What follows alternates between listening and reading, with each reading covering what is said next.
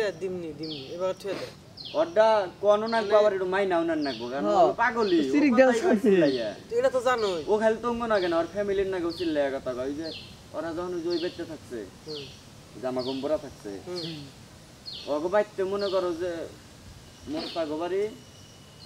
এনে হলো যে মস্কেট গোবারি আঙ্গবাড়ি তেম্বুরা আঙ্গবাড়ি এনে মস্কেট বাড়ি তারপর হলো মোস্তা গোবারি আর এম্বুরা হলো গোবারি জুয়েল সজি বেওরা যে থাকছে কোন প্রজেক্টে ওই বাইতে মনে করো যে জুয়েল যে কথা কইছে আঙ্গু বাইতে থেকে শোনা গেছে মানে ওর ফ্যামিলির মানুষের নাকি ও চিল্লাই এই কথা কয় এটা হলো ওর ক্যারেক্টার তার মানে কি ও চিল্লাইলে পরে ও রাগ করা যাব না মানে রাগ করান যাব কিন্তু বেশি না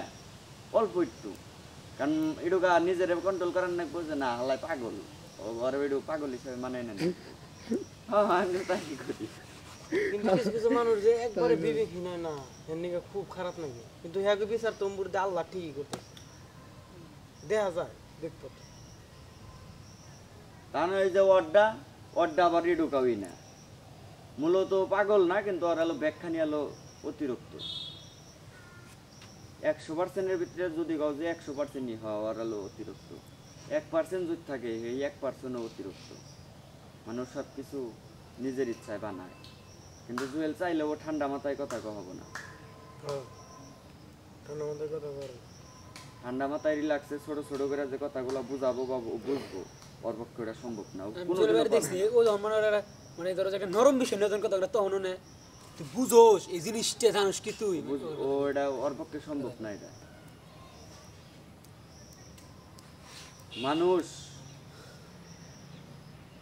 মানুষ বুঝতে পারবো কিন্তু ধরো যে